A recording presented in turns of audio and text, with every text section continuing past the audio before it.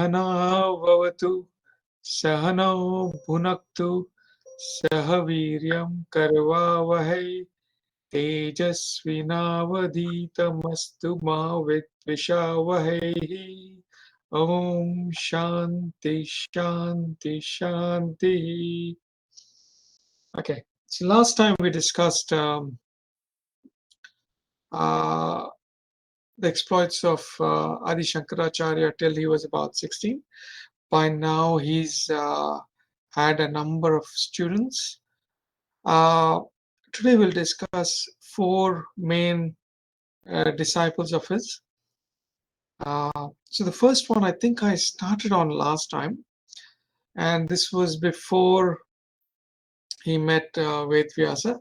So, this young man, he comes and he wants to he comes from the Chola Empire, and he comes and he wants to be Shankaracharya's disciple. So this young fellow, he's quite devoted, quite dedicated.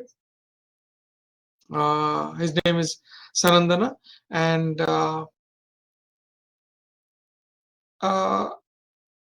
he's given quite a lot of importance by Adi Shankaracharya.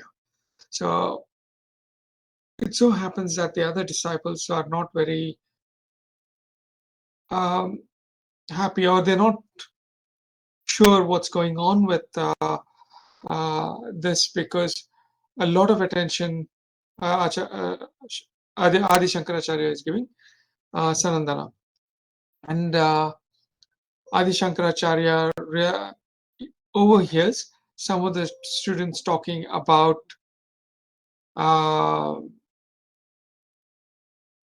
Sanandana behind his back. They start talking, oh, why is this guy getting more attention than us? So when Adi Shankaracharya hears this, immediately he calls out for Sanandana. Sanandana is on the other side. They're on one side of the river, all the students and him, and Sanandana is on the other bank. As soon as he hears Adi Shankaracharya speaking, he leaves everything behind and he starts running across the river. And fortunately for him, he's so dedicated to Adi Shankaracharya. When he starts walking, putting his feet in the river, lotus flowers come up and they support his feet everywhere he's walking. And when he reaches the other end of the river, all the students are really surprised. Since then, his name is changed to Padma Pada. Padma Pada means Padma is lotus, Pada, feet. So he's called Padma Pada Acharya from then on. Okay, so this is the first disciple. Now it so happens that there's this Vedvyasa's incident. I think I explained that last time, where Vedvyasa comes in the form of an old Brahmana, and Adi Shankaracharya and him are debating, when Padmapada Acharya actually realizes that he is actually Vedvyasa, and he tells Adi Shankaracharya. So Adi Shankaracharya then, who had decided to give up his body, is now persuaded by Vedvyasa to continue on his journey and uh,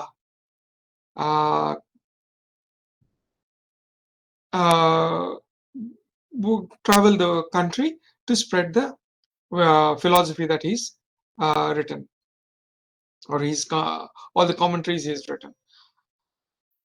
Now, having done this, having received a boon of another 16 years, he starts traveling the country. He first goes to Badri.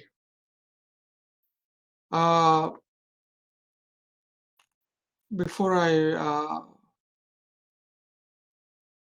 he goes first to Kumarila Bhatta. Kumarila Bhatta is one of the greatest scholars at that time, and I think I told you his story, where he wants to uphold the Vedic society, Vedic knowledge. And the way he does is he goes, learns the cultures or the knowledge that's or the philosophies that spread by the other religions like Buddhism, Jainism. He wants to also understand what Charvakas are doing. Then he has debates with them. Unfortunately, he gets caught, and when he's thrown out of the window, he gets injured. Uh, he loses an eye, and as a result of that, he now um, decides to give up his life. Adi Shankaracharya tries to stop it, but he is not successful. He gives him the Vedic knowledge, Vedanta's knowledge, and then finally Kumarali Bhatta, he gives up his life, self-immolates him. So it's Kumarali Bhatta's penance, basically. It's his penance for cheating. He feels like he's cheated on the gurus, even though he did not like those religion. Anyway, so from there, uh, Kumarali Bhatta would have told Adi Shankaracharya, there is a student of mine, Mandan Mishra, who's as good as I am. Go and see him. He's in a place called Mahishmati. Mahishmati, you go there and you ask for uh, Mandan Mishra, and anyone will give you directions. Not just that, when you go to closer to his house, you'll see birds in a cage reciting the Vedas. So that's how popular this Mandan Mishra is. So finally, Adi Shankaracharya goes there, and when he goes there, he sees Vedvyasa and Rishi Jaimini. Jaimini, like I said, he's the one who's written the philosophy on Darshana, on Mimamsa, which is more the Vedic rituals, the first part of the Vedas, first couple of parts of the Vedas, the rituals, the mantras. So the focus of that philosophy is all of that. And Mandana Mishra is very strong with that philosophy. When he sees Adi Shankaracharya, he doesn't acknowledge him. He sees Vedvyasa, he sees Rishi Jaimini, and he's serving them. But when Adi Shankaracharya reaches there and tells him, I want to have a debate with you, he dismisses Adi Shankaracharya altogether. But because of Vedvyasa and Jaimini Maharishi, he actually uh, agrees to have a debate with Adi Shankaracharya. Now, when they it's a debate, and you need an arbitrator, somebody who's uh, there to judge you. And for this, Mandan Mishra wants Ved Vyasa or Jaimini Maharishi to be the judges, but both of them say they have to leave because of other commitments. They leave. But Ved Vyasa, before he leaves, he says, maybe you should ask your wife, Ubhaya Bharati. Ubhaya Bharati is Mandan Mishra's wife, and she's a very knowledgeable woman. So he says, you get her to sit as the arbitrator between the two of you. Shadi Shankaracharya agrees to it, and then the debate starts. There's an amazing debate between Mandan Mishra and Adi Shankaracharya. Now, because this goes on for days, Ubhaya Bharati, the wife of Mandan Mishra, she cannot sit there listening to the debate all the time. There's visitors coming. It's a time of some sort of ritual. So there's visitors also coming. So she has to attend to them. So what she does is she uh, creates two garlands. She puts them on, one on Mandar Mishra and one on Adi Shankaracharya. And she tells them, I'm not here for the entire debate. But at the end of the debate, you will see that one of the garlands will uh, start losing its fragrance, will start falling apart. And accordingly, a few days later, there is noticeable change in the garland worn by Mandana Mishra. Okay, but before the debate starts, they have an agreement. Mandana Mishra and Adi Shankaracharya. So if Adi Shankaracharya won, Mandana Mishra would become his disciple. If Mandana Mishra won, then Adi Shankaracharya would forego his sannyasi status and become a grasta, which means he would get married. And that was the deal. That was the condition under which Mandana Mishra agreed. So now here Mandana Mishra actually loses to Adi Shankaracharya, and he agrees to become the disciple. Promptly, Vaya Bharati, she now gives both of them bhiksha, because Mandana Mishra is now a sannyasi. He is become Adi Shankaracharya's disciple. But at the same time, she tells Adi Shankaracharya, just like Parvati and Shiva are one, my husband and me are one. You have defeated one half of us, now you have to defeat me too. So she has a long debate with Adi Shankaracharya. Then at one stage, she starts talking to him about Grahastha Jivana, which is married life and social life.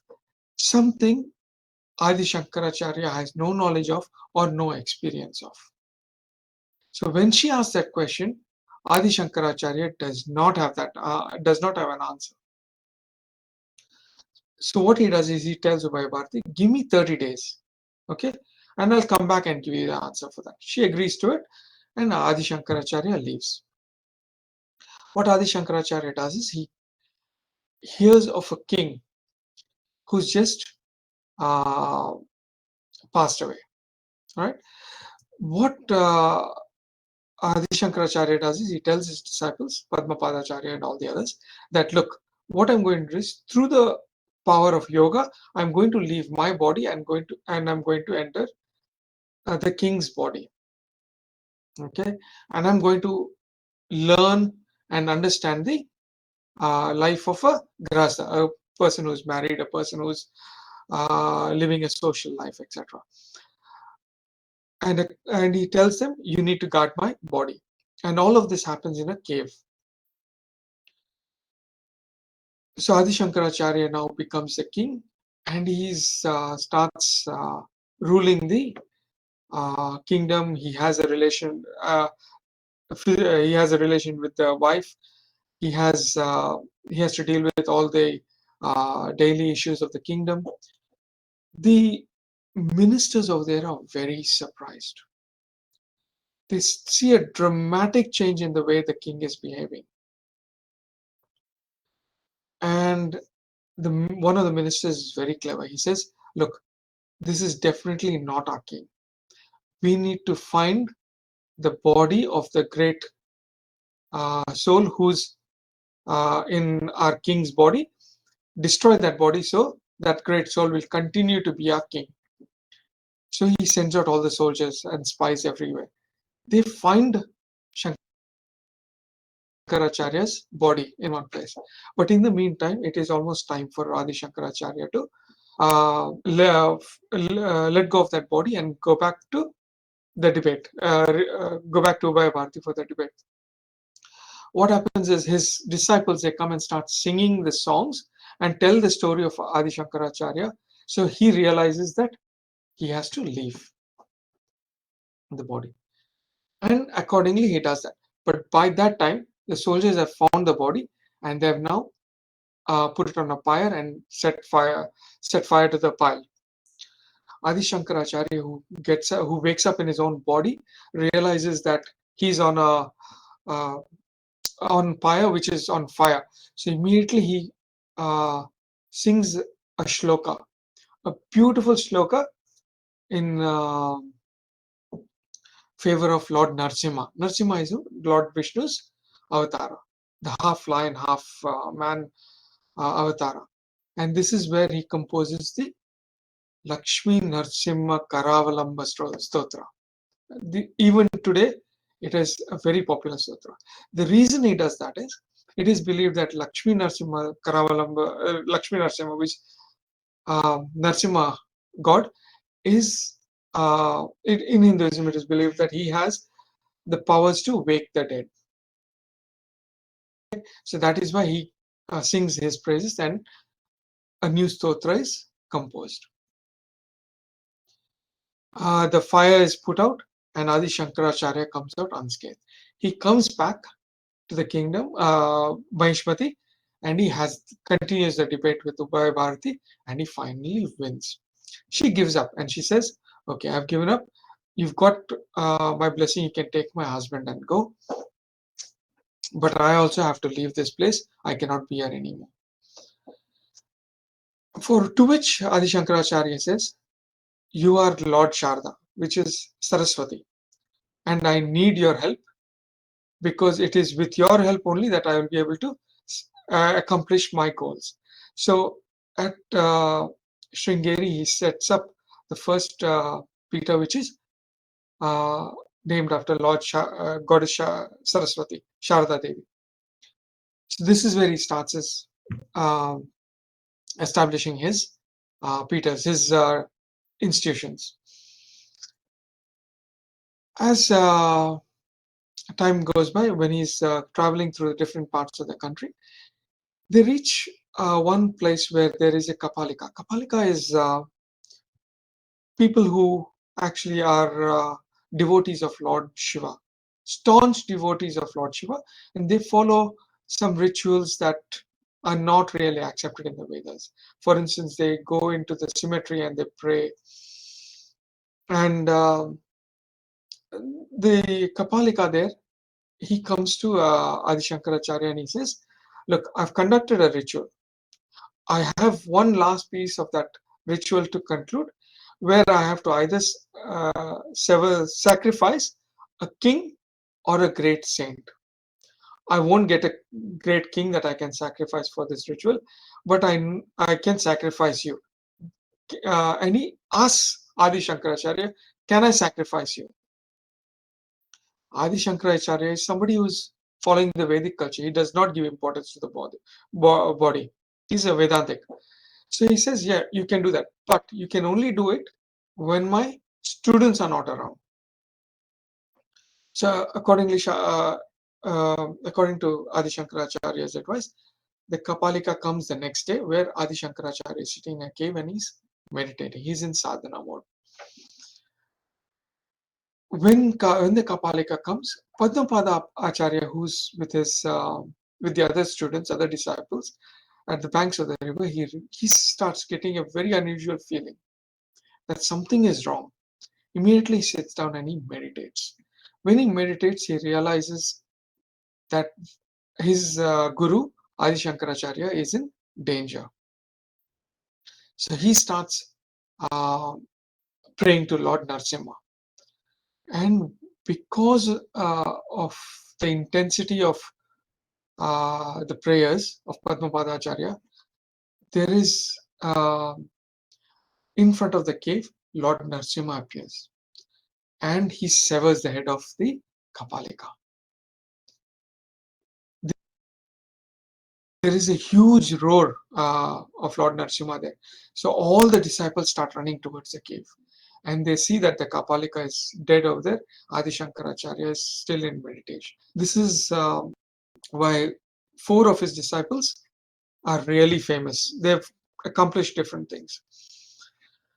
Now, after this incident, now he has Padmapadacharya and Mandana Mishra. Mandana Mishra is renamed as Sureshwaracharya. He comes to a village where there is a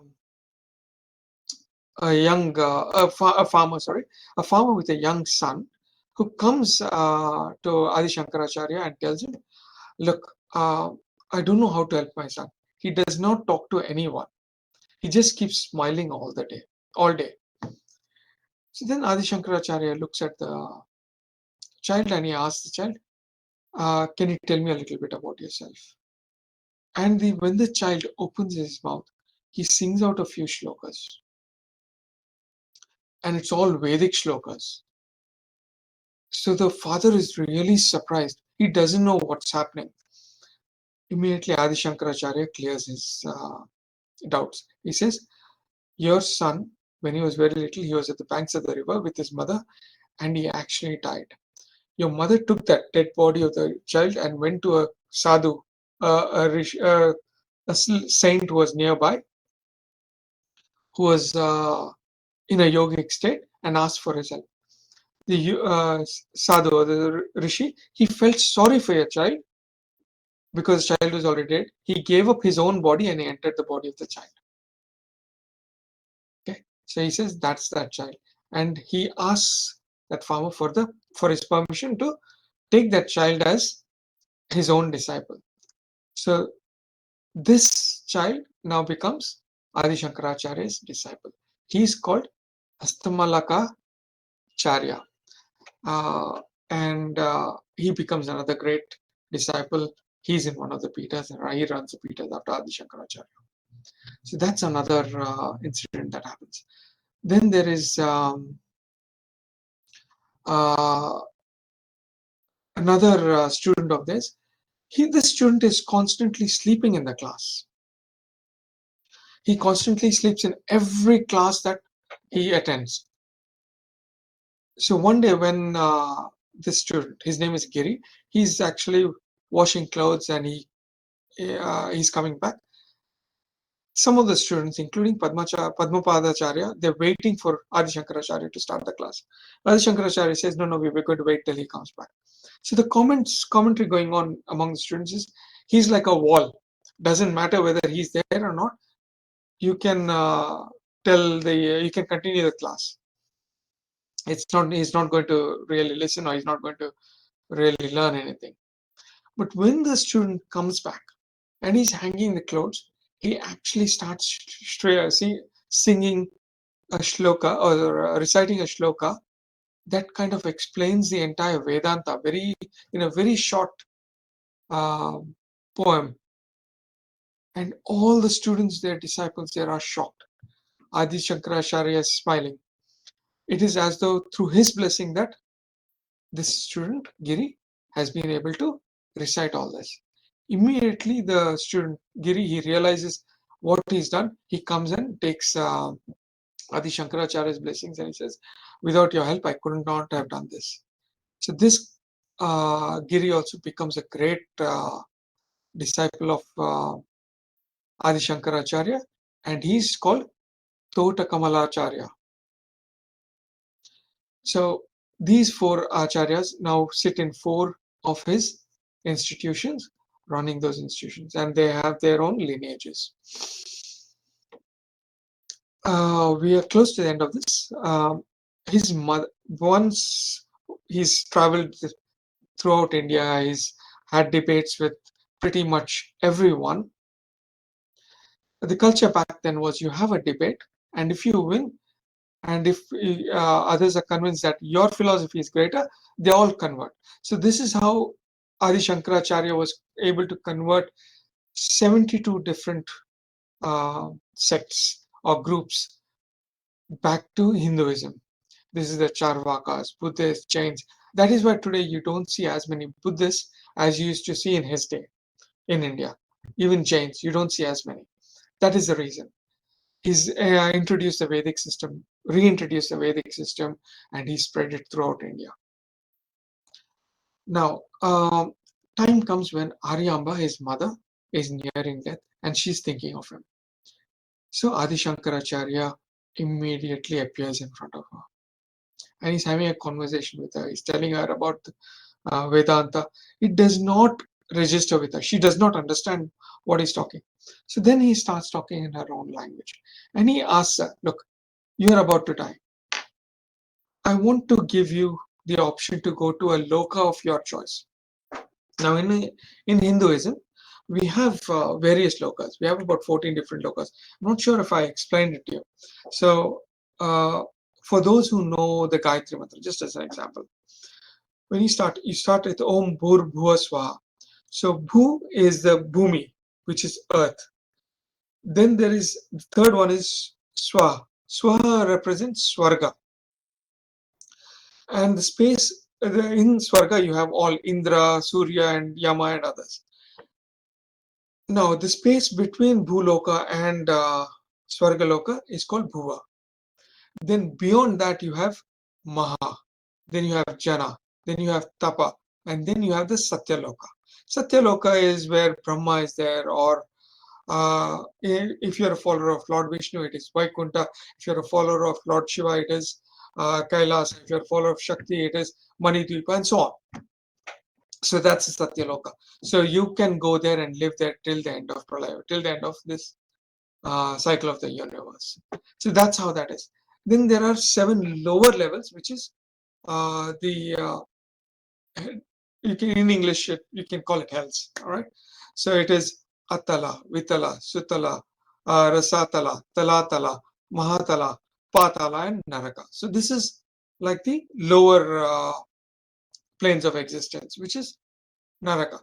And when we come to karma, I'll explain a little more how this works. So it's an understanding in the Puranas that you have so many different planes of existence. Anyway, so he asks his mother where you want to go, and she says, I want to go to Vaikuntha. So he sings the shlokas, he sings praises of Lord Vishnu and shlokas. So the uh, uh, emissaries of Lord Vishnu, they come, and when she passes away, they take her soul to Vaikuntha. So she gets, and this is the greatness of Adi Shankaracharya. He does not ask for anything for himself, but he does help everyone around him. Whoever asks for anything, he gives them that. So he's uh, a great soul. He now the next task is for him to complete the rituals, uh, the funeral, and the uh, in Hinduism we don't bury, but we actually set alight the body, and he needs fire. So he asks for fire from his relatives who are there. Now the thing is, he's a sannyasi. He's given up all relations. So based on that, he's not supposed to actually uh, uh, perform any of those rituals. But in his case, because he's promised his mother, he's allowed to do it. But none of the relatives actually offer him fire. So what he does is he rubs his hand on his mom's left shoulder and he creates fire, and he performs the rituals. So the cremation is complete, and he comes back to his relatives and he says, he tells them, because of the way you guys have behaved, it is not Vedic the way you guys have behaved. Because of that, none of your descendants will be able to study the Vedas. Okay, and no sannyasi or no uh, uh, rishis, saints will come through this village for Piksha. So, and you guys will cremate your dead bodies in your own backyard. So that is what he tells them, and he leaves. So he continues his journey through India, and it comes to the 32nd year. And uh, once he's set up all his institutions, he decides he needs to move on. He just disappears into the Himalayas. So that's the end of Adi Shankaracharya. No one sees his body, no one sees where he's gone, and it's believed that he just goes back into Lord Shiva. So that's the story of Adi Shankaracharya the Great, who's brought back Vedanta or the Vedic culture back into the Indian society. Any questions? I have a question, but it's not